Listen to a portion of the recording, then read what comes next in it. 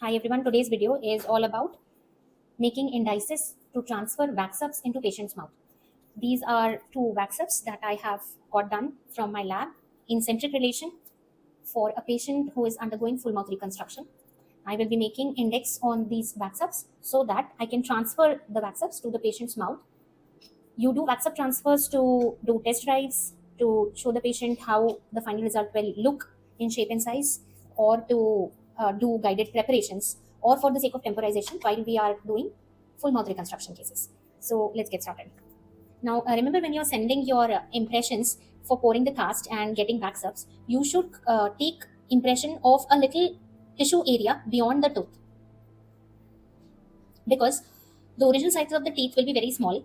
And when you get a wax up done and you record the wax up and you would want to transfer it into patient's mouth, then you would need something to sit against, something where your indices would rest in the patient's mouth.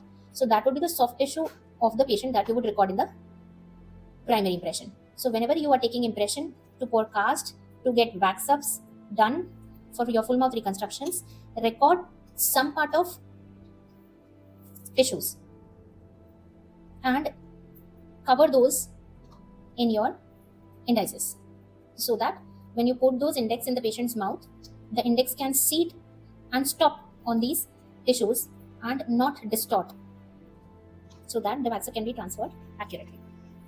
So mark these tissue areas that you need to cover, because when you will make an index, you would have a guide till where you need the material to flow.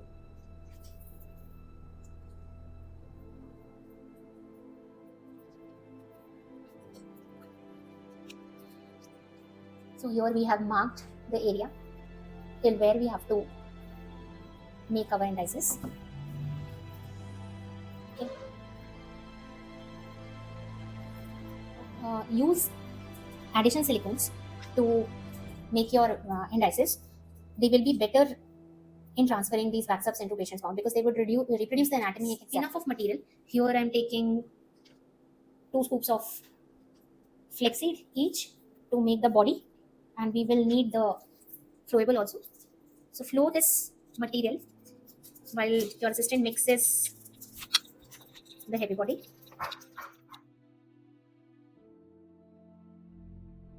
Now most of the times you will see that the indices are made freehand, but there's a reason why I don't like to do that, and I'll tell you.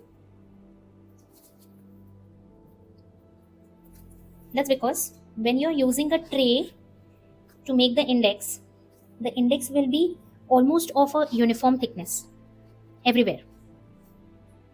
And when you're putting pressure on the index, that would be almost equally distributed to all the teeth.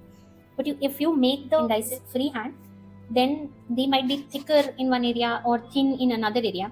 And when you pick up that index and you pour the material to make your temporaries like TempSmart or ProTemp 4, and you place it inside the patient's mouth, and there's no tray, there's only this rubbery material that you're pushing against the tissues, then you don't know how much pressure this finger is putting as against this one. So when you're putting the index in the patient's mouth while pouring the temporary material inside it, and when you're forcing it against the tissues, sometimes one finger puts more pressure than the other, and the entire transfer is distorted, because one side where you have put the pressure more, the occlusal plane will be depressed, and the other side where it is not so much of a pressure, it might have a proper occlusion. So many times when you make this index, and when you try to freehand, and when you try to transfer it inside the patient's mouth, and when you do the upper and the lower transfers, and when you ask the patient to close the mouth, the upper and the lower arches do not meet as they are meeting on the articulator. You might think that this is because your CR record was incorrect, and the bite on the articulator is not same as the bite that the patient is giving you at present, but that's not the case. It is due to distortion of the temporaries, which was because of unequal pressure over the free indices. It's much better to make indices with trays and use them with trays inside patient's mouth. One more thing, you should not use bulky trays to make indices, because if the arch is small, probably this patient's mouth opening is also less. So if you use a big bulky tray to make your index, and then you try to insert it in patient's mouth, you might eventually not be able to do so. The same is what you do with the other index.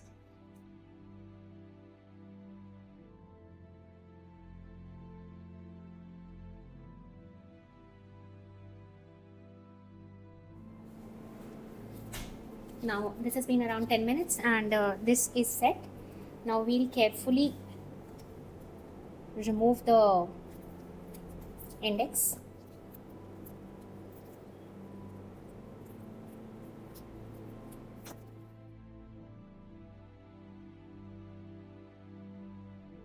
Index. Okay. Now you have to keep only the area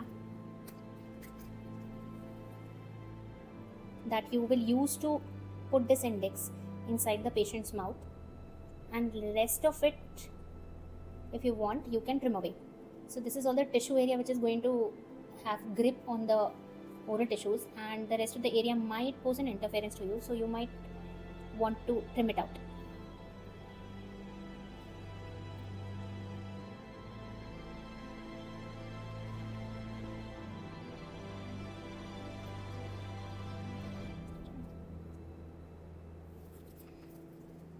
Many of us have done veneers, and in veneers what we routinely do is when we make an index, we trim the index such that all the cervical margins are traced so that the excess can be removed immediately. But in full mouth wax up transfers, we would not want to do that, because there would be no stop if we remove all this excess area or all this excess area. Okay, we need this area to have a grip and a stop. Okay,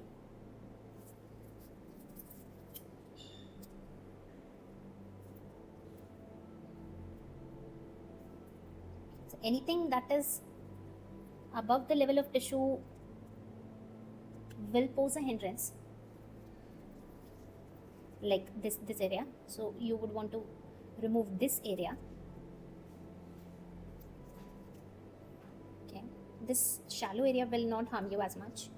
Anything that is lifted above will interfere with the placement. Okay, it will take 1 or 2 times for you to do wax up transfers that they will feel comfortable to you. My first wax up transfer was very discouraging. I had decided not to ever do it again.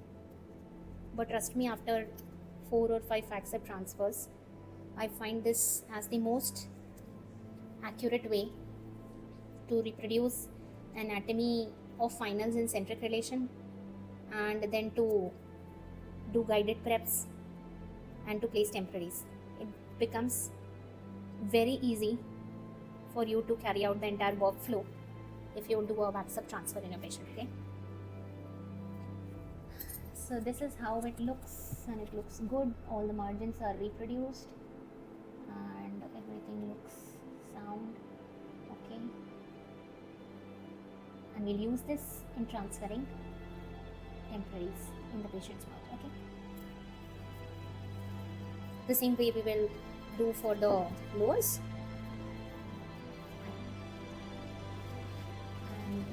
And this is the index, right? And this is your wax up. Okay, so if you're making index freehand, it becomes really easy to remove it from the wax up. But if your index is in trace, it becomes a little difficult to remove it out of the wax up. You can coat the wax up with Vaseline to prevent it from damage and to make it easier for you to remove the index. But I would prefer this difficulty over the difficulty of placing the temporaries in mouth and then struggling with the occlusion. Okay, now here again we would remove all the extra things from here.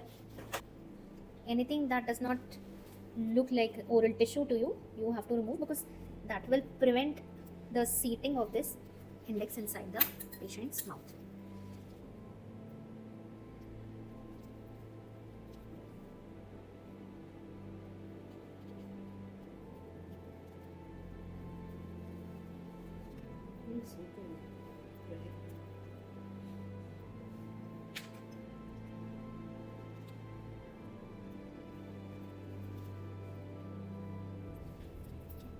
On the lingual side, this is going to give a hold to the index, this lingual area. See, okay, and all the excess we can remove, because it's useless, and in fact it is going to